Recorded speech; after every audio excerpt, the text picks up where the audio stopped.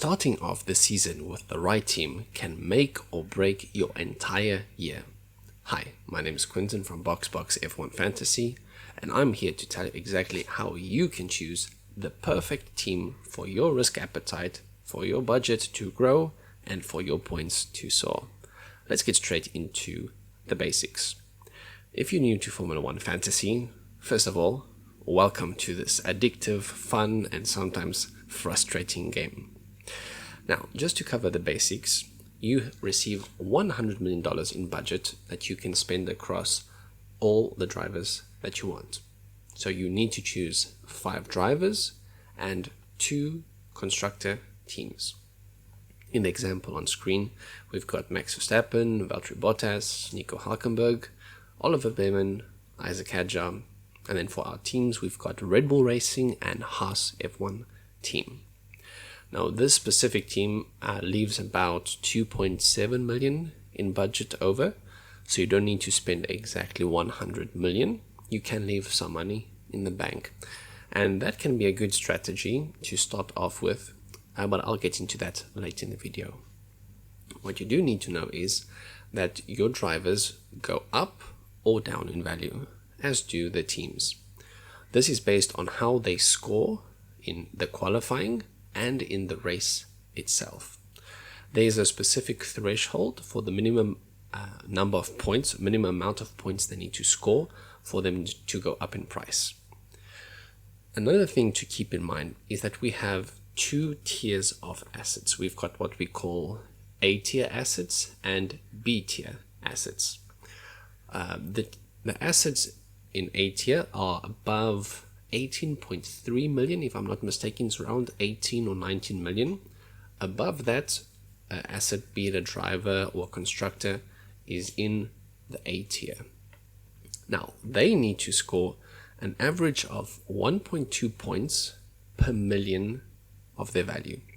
So, for example, let's imagine that, let's take an example, like Max Verstappen here. He's got, his value is set at, I can't read that text, hold on, 27.7 million. So we take 27.7, multiply that by 1.2.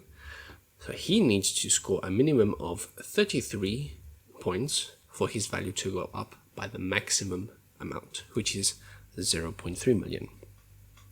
I won't get into more specifics right now, but what you need to know is you need to choose assets, drivers, and constructors that score well consistently. Speaking of constructor scores, how do we calculate their score? Well, a constructor score is the sum of both the scores of their drivers. So in the case of Red Bull Racing, we take the scores of Max Verstappen and Isaac Hadjar, put them together, and then add some bonuses on as well. These bonuses are for fastest pit stop, having both or one of the drivers into Q2 or even into Q3 during qualifying. There are even more bonuses, but we won't get into them now. What's important is that you need to choose solid constructors and drivers. If you don't choose your driver well, or your driver performs poorly, well, they go down in price, sometimes very quickly. It is nearly impossible to avoid a driver going down in price altogether, but if you split your risk appropriately, the chance of you losing, of your team going down in value a lot, is much, much lower. Now, let's get into some more detail. The big question is if you need to go in heavy on drivers or more on the teams themselves. Oftentimes, constructor is king. That means you want to invest more heavily into a solid team instead of going all in on expensive drivers. Let's say you've got 5 of the most expensive drivers, but 2 of the lowest teams. Aston Martin is one of them. So what you want to do is have at least one very premium constructor in there. And for this season so far, based on the data we've seen and on my analysis, Red Bull, Mercedes, McLaren, and Ferrari are clearly the favorite premium constructors. So be sure to have at least one of those in your team. The reason you want to lock in a solid choice from the get-go is that constructors generally go up in value slower than an B tier asset. So it's usually we have bigger price gaps between constructors, especially in between the A tier and B tier constructors. So we want to lock ourselves into a good constructor early on, or leave ourselves enough budget in the bank in case we need to trade one of them out. If they have, if we know, for example, they're going to replace a power unit, or one of the cars aren't going to be able to compete for some odd reason, it'll be hard to swap them out for a more expensive team option. So lock in a good constructor and perhaps also a B tier constructor, but we'll get into that debate just now. If we go for 2 premium constructors and 1 premium driver, or 2 premium drivers and 1 solid constructor. So we'll get into that just in a second. But one more thing I want to mention on the constructor is try and choose constructors that do pit stops very quickly. McLaren, Ferrari, and Red Bull are quite fast with their pit stops.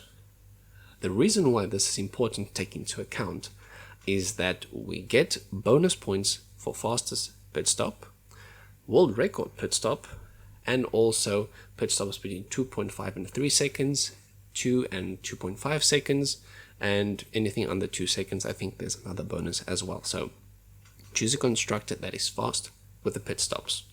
This can also even be one of the B tier teams, B tier constructors. So be sure to look at how the trend is going for teams. I forgot it was 2025 or 2024, where what were they called? I forgot now. The team that became Audi now, like their pit stops were absolutely horrible, like 4-5 seconds, because they had an issue with the wheel nut. But anyway, I'm rambling again. So constructor choice is the most important, and be sure to go with a constructor that have a reliable power unit. Right off the bat, Ferrari and Mercedes stand out as clear favorites. McLaren is also a good shout for constructor, but the difference between them and Mercedes is so small at the moment, I would just go straight to Mercedes. Let's actually have a look at how much that costs right now. Let me just switch over to here and we can have a look together.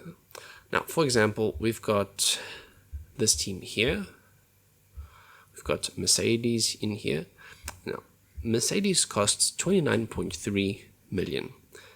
Now, why would I go for McLaren that's just 0.4 cheaper? I'd rather have a downgrade one of my other drivers by 0.4 million so that I can afford Mercedes above McLaren.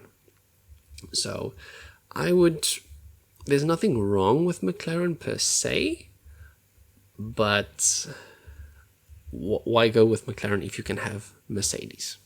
That is just my opinion, of course. If you're just playing for fun, you don't really care about points, you choose whoever you want in your team. Now, teams to definitely avoid are Aston Martin. I'm just going to put Cadillac in there because there's still a bit of a question mark around the reliability of the engine, their whole package. They just seem to be so far off the pace that I don't think they're worth putting in right now for the foreseeable future. You could even argue to put Audi in the avoid category, but the race simulations that Audi have put in, couple that with the fantastic reliability they showed in all the testing so far, puts them above the avoid category in my opinion. So I put them in the meh category. So if you can't get around building your team without Audi, if you really need to, I wouldn't hate it to put in a Hulkenberg or Bortoletto. So these all in the meh are viable options, but the only positive about Audi is their price point currently. Besides that, I need to see more of their pace in practice session to see if it's worth putting in one of their assets. You know, if Hulkenberg or Bortoletto are going to go up in price, if they're going to go up in price. So that's something to keep in mind. Williams is just obese, man. So I wouldn't think about putting them in right now, especially at their current price point. They're quite expensive right now, coming in at 12 million. That is not a very attractive price point. I would much rather go for Haas. Haas have showed excellent pace. They've got a reliable Ferrari power unit in the back of the car, and Alpine is just slightly, or considerably more expensive, 5.1 million to be exact. So there are some rumors that the Mercedes power unit is going to get a nice boost later at Melbourne when they run the latest spec engines. So I'm keeping a close eye on Alpine to see what they do with their speed in free practice as well. Of course, the premium ones we've already talked about, so you can't go wrong with that. So I highly recommend you start your team with one of these premium constructors and pair them with either a Haas or Alpine, depending on how spicy you want your team to be. Moving on now. The question: premium constructors or drivers? Now, premium constructors typically bring in more points overall than having individual drivers of their team. Reason being, if both of their drivers get into Q3, you get those bonus points. Now, for example, if I have Red Bull, but I don't have Verstappen or Hadjar, I still get Hadjar and Verstappen's points effectively. And if both of them make it to Q3, I get bonus points just for having the constructor. Now, if I had just Verstappen and Hadjar in my team, it's fine, but that is piling a lot of risk into one team and not getting the benefit of having the constructor. Now, you can double up on constructor and the drivers, and this is a bit of a high risk, high reward play. I'm very tempted to do that for the first week in Melbourne, especially with the Haas drivers. One of the teams that is very attractive to me is running Ollie Behrman, Esteban Ocon, Haas, Ferrari, Charles Leclerc, Bottas, and then there was one other person, I think I forgot who it was. Let me just check. And Antonelli, that was it. Yeah, so that is my slightly risky team. So what I'm doing right now, I'm splitting strategies between my 3 allowed teams for the global league. I'm going one that is more conservative, one that's slightly more risky but still like balanced and not completely crazy, and then my last team is just like YOLO, Now, the thing about this year's pricing, especially with Haas being priced so cheaply, is that I think we're going to see a meta of Ferrari and Haas plus Charles Leclerc and one other premium driver. That is my personal opinion. And you can, when you're choosing your team, you can check the percentage of drivers who have the percentage of players who have a specific driver in their team. And right now, Leclerc, Ferrari, and Haas are off the charts in the percentage owned. Now, let's have a look at a mock-up example here. So we've got the option here, for example, to put in Charles Leclerc, Ferrari, Mercedes. So there you've got 2 A-tier constructors, super point rich, and then of course also a very solid driver, Charles Leclerc. The problem you're going to run into here is you're probably going to have to stick in like the lowest priced drivers. that means you're going to have to double up on Cadillac. Let's actually just open up this team here. We can have a look at this. So let's do this. I can just switch my screens effectively here. That would be nice. Okay, there we go. So let's chuck in here Charles Leclerc. Where are you? Charles Leclerc. All right, pretty much this. Yeah, there we go. This is, let's do this, and then, okay, we need to take out Antonelli. Do that. And you see, here is where you run into a problem. To be able to get this team, sorry, technical difficulties, you're going to have to do something like this. You're going to have to even downgrade Archon, and then you're going to be scraping the bottom of the barrel here with a Lindblad and a Colapinto, and you'll only have 0.3 million left in the bank. This leaves you very little space for maneuvering. Now let's imagine I run with this team in Australia, right? 0.3 million in the bank. Now, let's say that Colapinto, or let's say Lindblad goes down by 0.6. Ooh, okay, now already down 3, and now I'll be on 99.7 million. And to be able to get myself out of this spot, I'll need to take out Mercedes, possibly, to get a better lineup. And this is the thing with when you go with these budget full of back markers, you put yourself into a very awkward position later if they start to lose value. You might possibly use up both your free transfers, or even have to take a -10 hit. So this is the problem with a lineup like this: double premium constructor and just one A-tier driver. I personally like this. Like that, I think, is the most bang for your buck, but it will not give you good budget gain. Like, let's say I put in here the right hand side. So I've got Charles Leclerc and George Russell. Okay, pretty solid. A Ferrari, awesome. And then Haas. Now Haas, being a B tier asset, can go up in price by 0.6 million. Well, because of a construct, I think 0.3 at a time. But nonetheless, now you still have quite a bit of budget to fill in with a bit better quality backmarker drivers. So you've got two solid drivers here, one very kick-ass constructor, Ferrari, and a very good high-scoring midfield. The jury's still out if it's Haas or Alpine that are faster or are competing for 5th place, but the signs are promising. I have a lot of faith in Haas. Now, the best strategy is going to be splitting the risk. We want to try and build a team that splits our risk across multiple assets.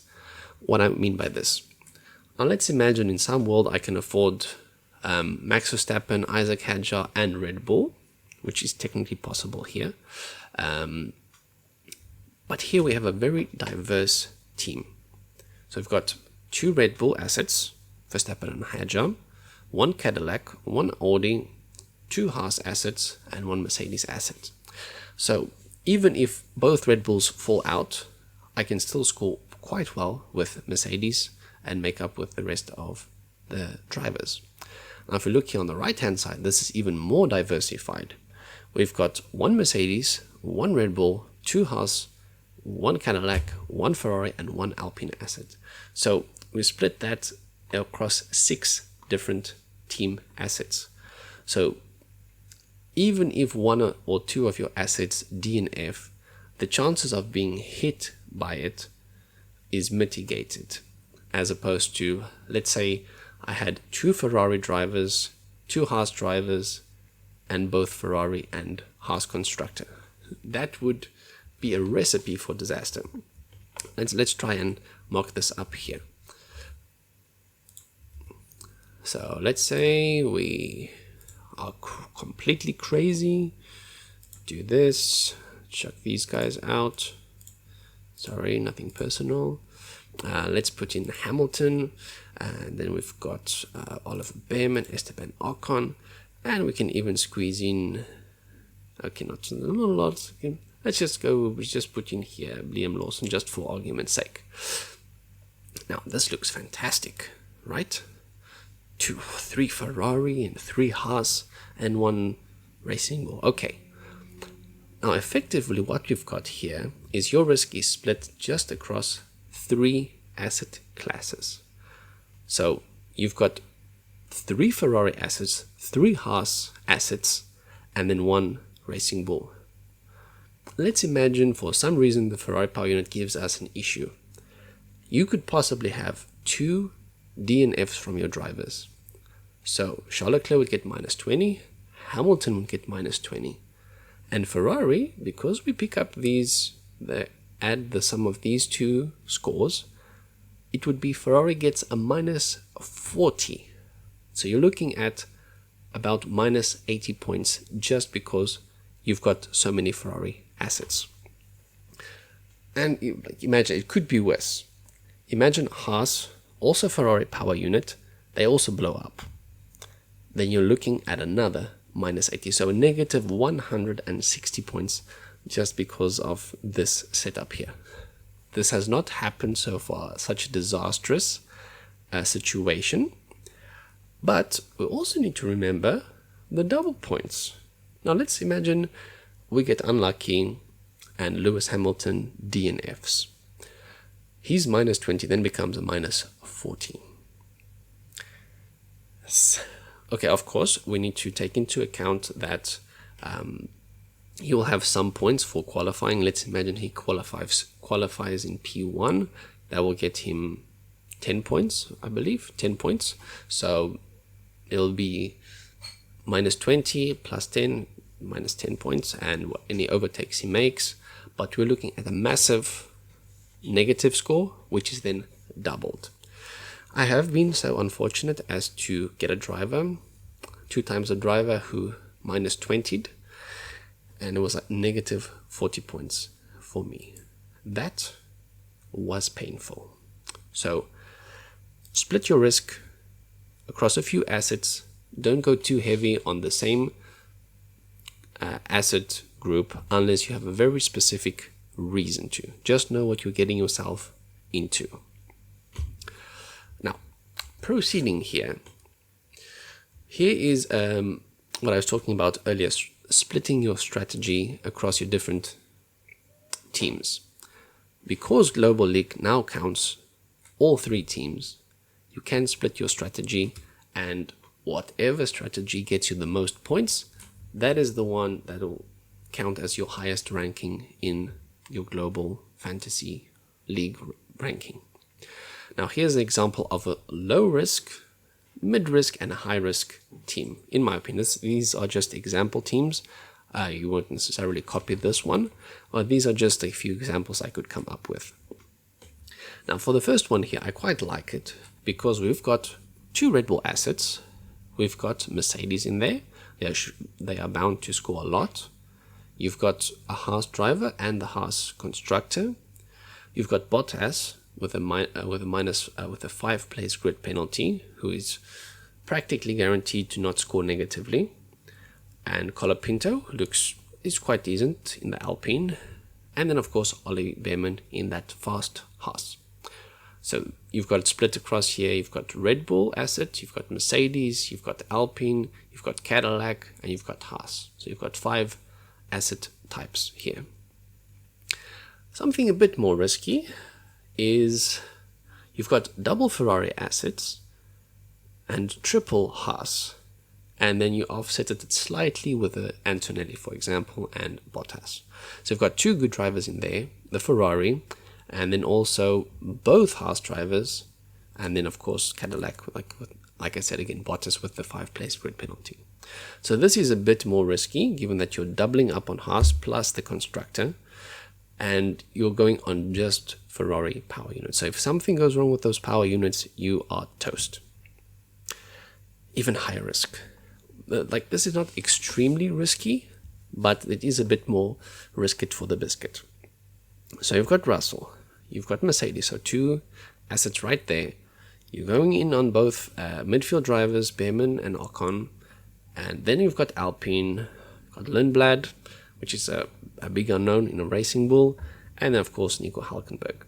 So this is a bit more of a differential play, which is a bit more risky, but still within the realms of not being absolutely crazy. Like, if you've got an absolutely crazy team, maybe got Aston Martin in there for some reason, please drop it in the comments and let me know why on earth you're going for that high risk play. Now, chase points or prioritize budget building. In the beginning, I'd say focus on building budget. So focus on drivers that are set to gain value and use tools like f1fantasytools.com. They've got an excellent tool there that helps you see how many points each driver needs to score for them to get a price rise, and also the probability of them getting that, if I'm not mistaken. And there's also a tool I'm working on, f1fantasy.com, and they'll also have some tools adjacent to those available on F1 Fantasy Tools. So be sure to check that out. There'll be a link in the description when it's live. And yeah, so trust the simulations, check how many points they are expected to gain. It's not foolproof, but it gives you a very, very good idea of where the budget is going to go. And the pricing algorithm is tricky because it takes a rolling average over the last 3 races. So using a tool like F1 Fantasy Tools or my own that I'm developing will help you just take out all the guesswork of what's going to be what, who's going to go up in price. It has happened last year, remember, like a driver could even score negative points like -2 or -5, and they would still rise in price. So in that race weekend, it would be a very safe bet to put them in there. Like, so even if they DNF or something, they would still rise in price. A bit odd, quirky, but that's the game. Now, A-tier assets, something to keep in mind. A-tier assets gain value slower than B-tier assets. So our B-tier assets can gain up to 0.6 million in a single race weekend. So if you want to gain budget quickly, it may be worth putting in more B-tier assets as opposed to A-tier. So that would probably mean putting in just one A-tier driver, for example Leclerc, and then the rest of the drivers are all B-tier. So that would be drivers under 18 or 18.3 million, if I'm not mistaken. One more thing to keep in mind to minimize your points loss is avoiding extra transfers. Per week you get up to 2 free transfers, and if you don't use both transfers, the following week you get that 1 extra transfer carried over. So look ahead to see where you might want to change your team up, where you might need extra transfers, and especially if the weather prediction looks bad for the next week following, maybe keep an extra transfer in there just so you have some flexibility to change around. And most importantly, picking the perfect fantasy team is all about having fun. So share the game with others, play in a way that you like. You don't need to follow all this advice. You can just chuck in the bin what I just said if you want to. If you're serious, of course, take the advice that myself and other fantasy content creators are putting out, but play in a way that is fun to you.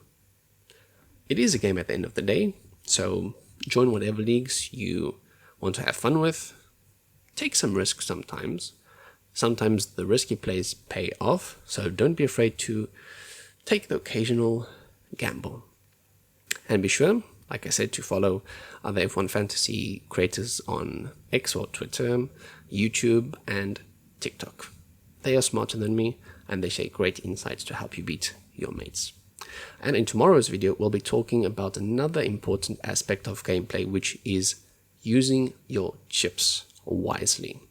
when do we use them, how do we use them, what do they do, and I'll also share some possible 1000 IQ differential plays that might just put you way ahead of your mates. Thank you so much for watching. If this was valuable in any way, shape, or form, I'd appreciate a like and a subscribe if you feel like seeing more of my face floating around here. Thank you so much for your time, and I'll see you tomorrow. Cheerio, this was Quentin from BoxBox F1 Fantasy.